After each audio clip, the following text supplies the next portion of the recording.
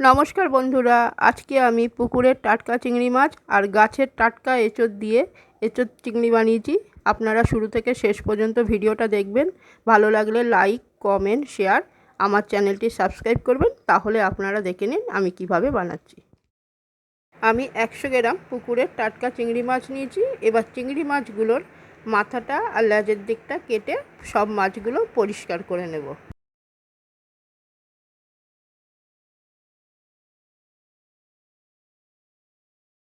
সব চিংড়ি মাছগুলো আমার বাছা হয়ে গেছে। গ্যাস জেলে কড়া বসিয়ে দিয়েছি। কড়ার মধ্যে এবার জল দিয়ে দেবো। এবার আমি এঁচোড়টা সিদ্ধ করে নেব। এঁচোড়গুলো আমি এইভাবে কেটে নিয়েছি। এবার এঁচোড়গুলো কড়ার মধ্যে দিয়ে দেব।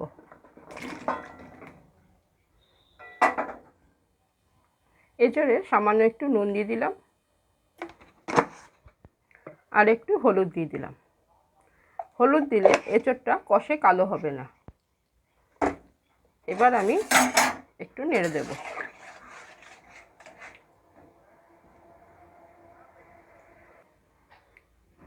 এঁচোড়টা আমি ঢেকে দিলাম। ঢেকে আমি সিদ্ধ করে নেব।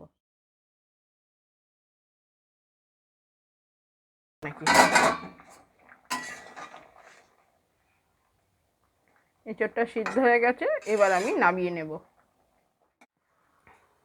আমি মশলার একটা পেস্ট বানিয়ে, তার জন্যে পোস্ত, আদা, চালমগজ, কাঁচা লঙ্কা আর এই জিরা দিলাম। দিয়ে একসঙ্গে সব পেস্ট করে নেব। আর বড় সাইজের একখানা টমেটো নিয়েছি, সব একবারে পেস্ট করে নেব। দেখুন বন্ধুরা, মশলার পেস্ট বানানো আমার হয়ে গেছে।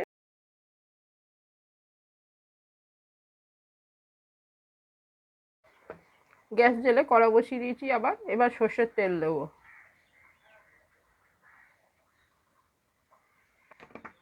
তরকারিতে আলু দেব, তার জন্য আমি এই রকম আলু কেটেছি। আলুগুলো এবার ভেজে নেব।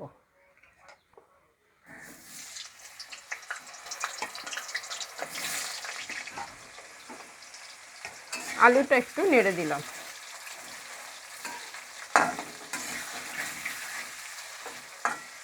সামান্য একটু হলুদ দিয়ে আলুটা ভেজে নেব।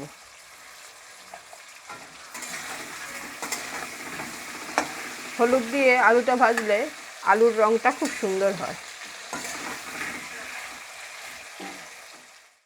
আলুগুলো লাল লাল করে ভাজা হয়ে গেছে। এবার আমি নামিয়ে নেব।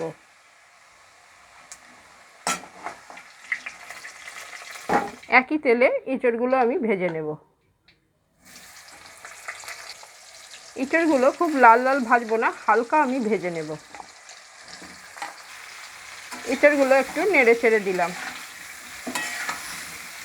যাতে সব এঁচোড়গুলো ভালো করে ভাজা হয়। এঁচোড়টা আমি হালকা ভেজে নিয়েছি। এবার নামিয়ে নেব।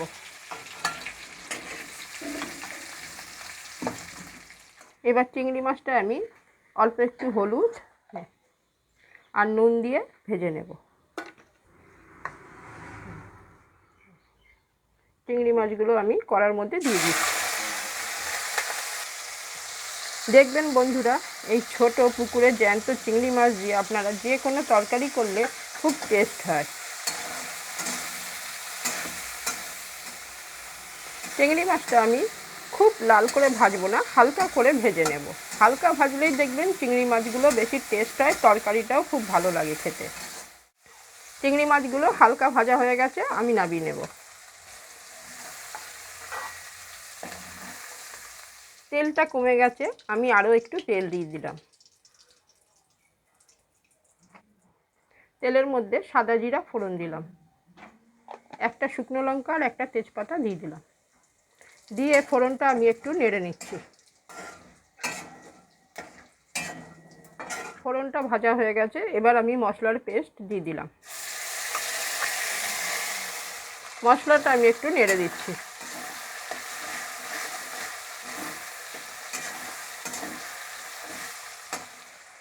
এক চামচ হলুদ আর এক চামচ লঙ্কার গুঁড়ো দিলাম। লঙ্কার গুঁড়োটা কম দিলাম কেন, আমি প্রথমে কাঁচা লঙ্কা বেটে দিয়েছি, ওই জন্য লঙ্কার গুঁড়োটা কম দিলাম। এবার একসঙ্গে সব মশলাগুলো আমি সামান্য একটু জল দেব, দিয়ে কষিয়ে নেব। মশলার বাটি ধোয়ায় একটু জল দিয়ে দিলাম। এবার মশলাটা থেকে যতক্ষণ না তেল ছাড়ছে আমি মশলাটা কষিয়ে নেব। আমি এই সময় নুনটা দিয়ে দিলাম আর একটু চিনি দিলাম। চিনি আর নুন দেওয়ার পর মশলাটা আমি একটু মিশিয়ে নেব।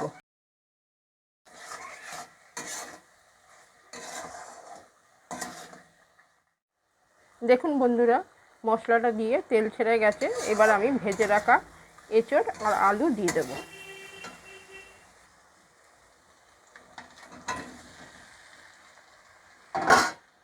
এবার আমি আলু আর এঁচোড়ের সঙ্গে মশলাটা ভালো করে মিশিয়ে নেব।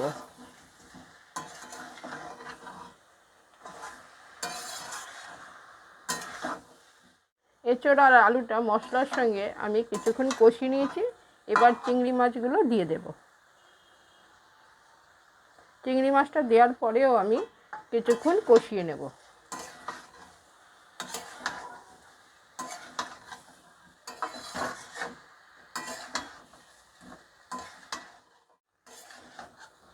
বন্ধুরা, তরকারিটা আমার কষানো হয়ে গেছে। এবার আমি পরিমাণ মতো জল দিয়ে দেব। মশলার বাটিটা ধুয়েই আমি জলটা দেব।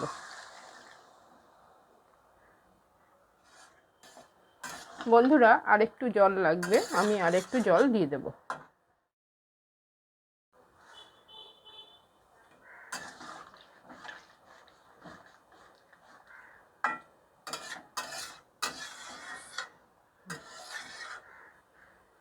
এবার তরকারিটা আমি ঢেকে দেব। ঢাকার আগে আপনাদের যদি মনে হয় নুন, মিষ্টি, ঝাল যদি কম লাগে এই সময় দিয়ে দিতে পারেন। তাহলে তরকারিটা আমি ঢেকে দিচ্ছি।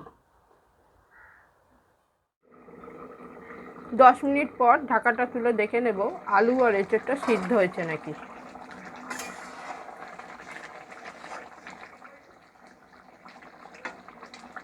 আলুটাও সিদ্ধ হয়ে গেছে, এঁচোড়টাও সিদ্ধ হয়েছে। তাহলে এঁচোড়ের তরকারিটা আমার রেডি। এবার আমি নামিয়ে নেব। বন্ধুরা, আমি গরম মশলা দিচ্ছি না। গরম মশলাটা দিলে কি হয়, চিংড়ি মাছের যে গন্ধটা সেইটা আর পাওয়া যায় না। আপনারা চাইলে দিতে পারেন। তাহলে দেখলেন আপনারা আমি কিভাবে এঁচোড় চিংড়িটা বানালাম। এইভাবে বানাবেন। কেমন লাগলো আমাকে কমেন্ট করে জানাবেন। আর আপনারা আপনাদের বন্ধুদের সঙ্গে শেয়ার করবেন। আজকের ভিডিওটা এই পর্যন্ত। সবাই সুস্থ থাকবেন, সাবধানে থাকবেন। নমস্কার বন্ধুরা।